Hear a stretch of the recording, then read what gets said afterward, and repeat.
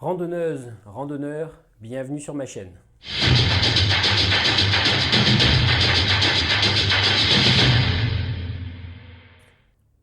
Randonneuse, randonneur, bienvenue sur cette nouvelle vidéo. Une petite vidéo aujourd'hui qui va peut-être vous faire penser que c'est quelque chose qui va à l'encontre de tout ce que j'ai dit jusqu'à présent dans toutes mes précédentes vidéos. C'est-à-dire que à chaque fois que je vous ai présenté du matériel, je vous ai dit que je l'avais choisi, testé, pesé, approuvé. J'avais demandé conseil à de vrais spécialistes dans des magasins très spécialisés et que c'était quelque chose issu d'une vraie réflexion sur comment porter mon matériel, quoi porter et qu'est-ce que j'acceptais de porter.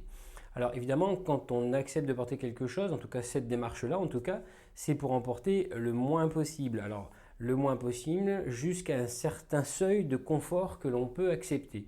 Donc mon duvet pèse un certain poids, je n'irai pas en dessous, sauf si j'avais l'opportunité d'avoir un sac de couchage donc aussi chaud que celui-ci, mais plus léger, mais je ne peux pas avoir un sac de couchage moins chaud.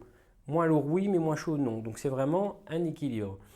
Pour le matelas, c'est pareil, j'accepte de porter un certain poids pour avoir un certain confort. Je peux peut-être porter quelques grammes de plus, mais pour avoir un confort vraiment supplémentaire. Et là, j'estime que le confort est vraiment bien et il me convient. Alors, tous les postes ont été réfléchis de cette manière-là.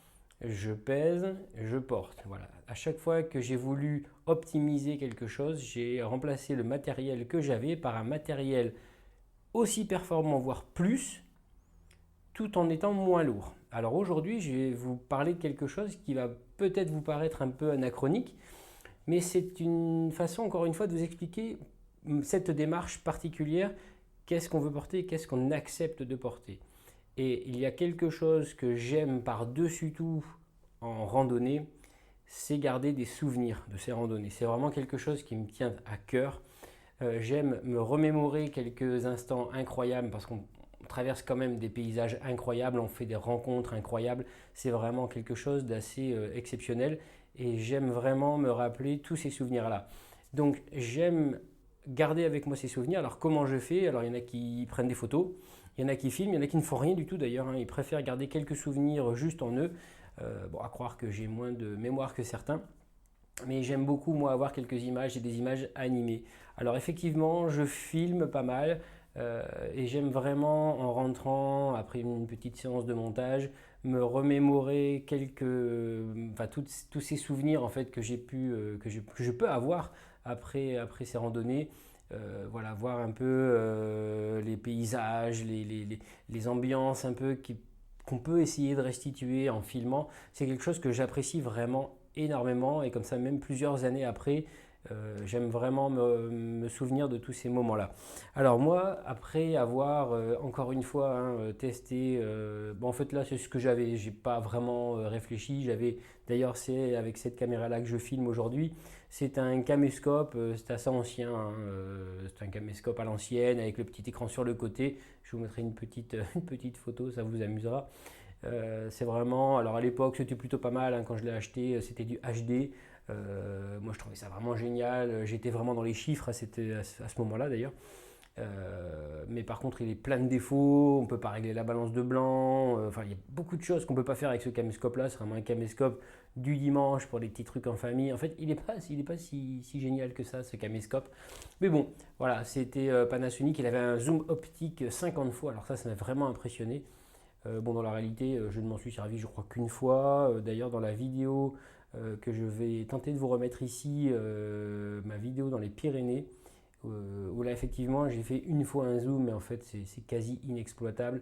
Déjà, même si le zoom 50 fois est réel, l'optique n'est pas suffisamment de qualité pour pouvoir bénéficier pleinement d'une image de qualité.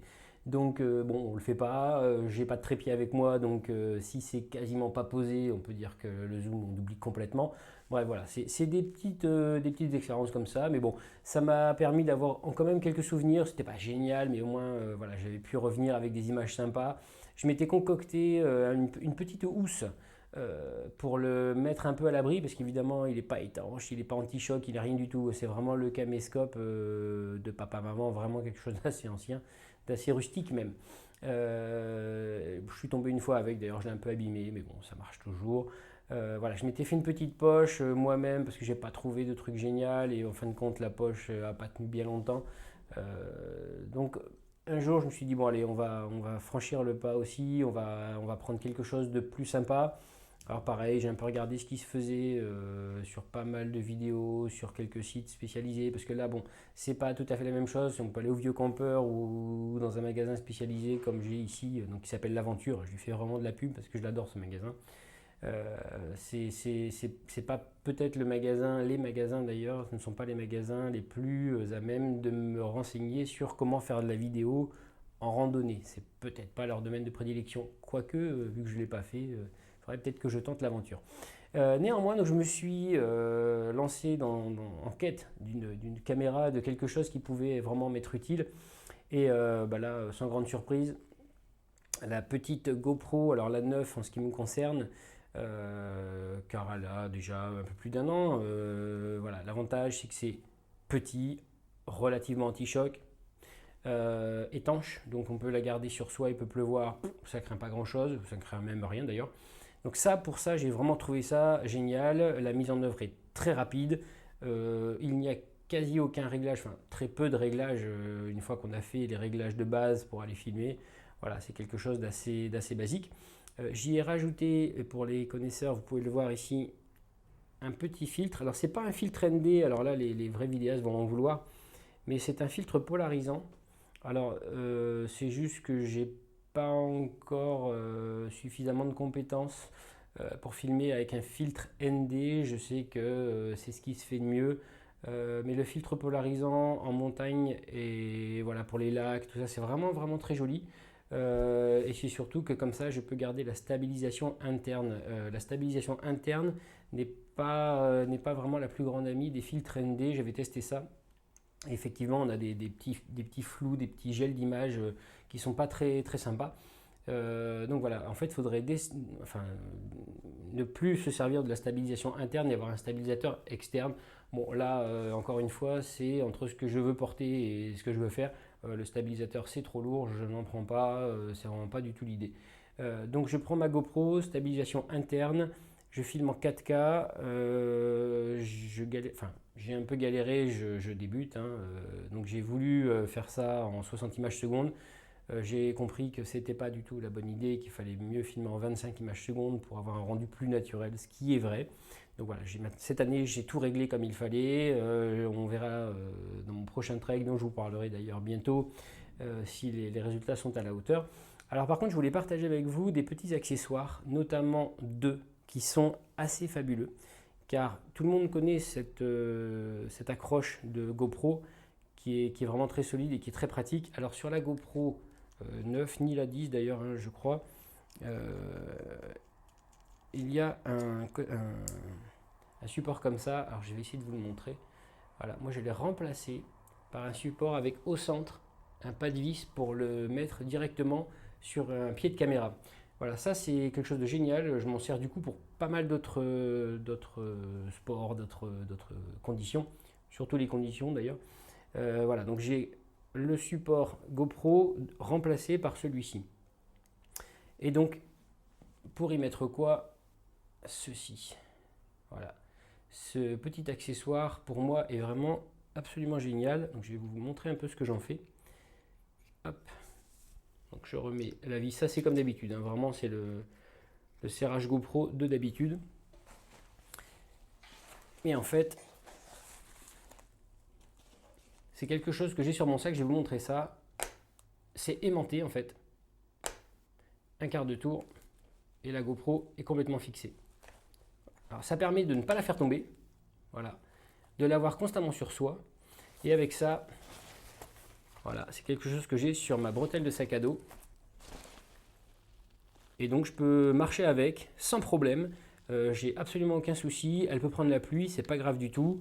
Je ne la choque pas parce qu'elle est vraiment au niveau du torse, donc vraiment j'ai pas de danger avec, hein. Je ne vais pas tomber la tête en avant, enfin normalement, donc il n'y a pas de souci.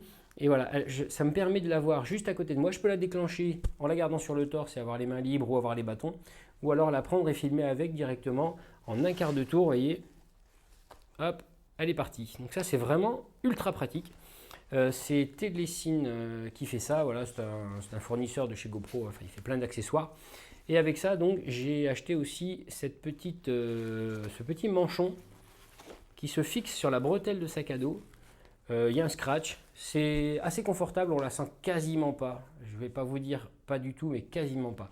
Voilà, c'est quelque chose de très transparent. Je peux marcher. Voilà, j'ai marché avec plusieurs jours sans aucun problème. Ça ne me dérange pas. Je sens à peine une légère surépaisseur, mais vraiment, je chipote un peu. Voilà, et cette fixation-là peut aussi s'enlever directement avec le support GoPro, enfin la pince GoPro euh, ultra rapide. Voilà, c'est quelque chose que j'aime beaucoup.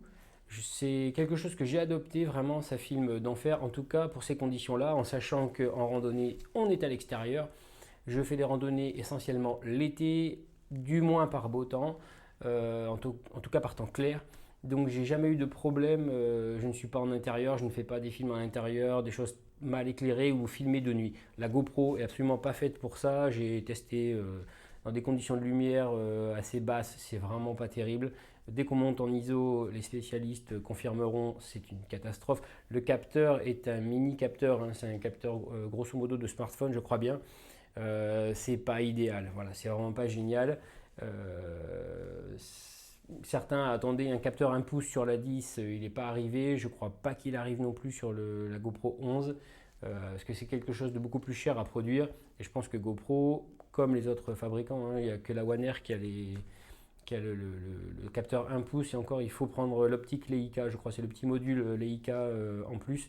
Donc ça fait un surcoût. Voilà, moi j'estimais que celle-ci était vraiment très très bien pour mon usage, encore une fois. C'est ce que vous acceptez de faire, ce que vous voulez faire et ce que vous acceptez de porter. Elle est relativement légère, compacte. J'ai pas, voilà, j'ai rien d'autre à côté de ça. J'ai juste une batterie supplémentaire et c'est tout. Donc vraiment, c'est quelque chose de très pratique. J'aime beaucoup et voilà. Donc si ça peut aider quelques personnes de savoir qu'il existe des petits accessoires comme celui-ci, ça c'est vraiment génial. C'est quelque chose que j'ai cherché longtemps et surtout avec cette GoPro, vu qu'elle est étanche, j'ai pas besoin de trouver une housse avec. Voilà, c'est pas de problème. Elle reste comme ça et on n'en parle plus. Voilà, j'espère que cette vidéo vous aura été utile. Je vous donne rendez-vous dans une prochaine vidéo. N'oubliez pas de vous abonner, c'est toujours utile pour être au courant des dernières vidéos. Je vais en faire d'autres. Et surtout, donc, depuis la vidéo dernière, j'essaye aussi de vous dire que peut-être il vaut mieux acheter quelque chose, son matériel, dans un magasin du moins près de chez soi ou quand c'est sur le net parce qu'on n'a pas exactement ce qu'il faut autour de chez nous, de peut-être privilégier des magasins d'indépendants ou des choses comme ça, des gens qui vivent vraiment de leur métier, peut-être pas les plus grandes chaînes de magasins qu'on connaisse ou alors des vendeurs uniquement sur Internet. Voilà, c'est une démarche très personnelle.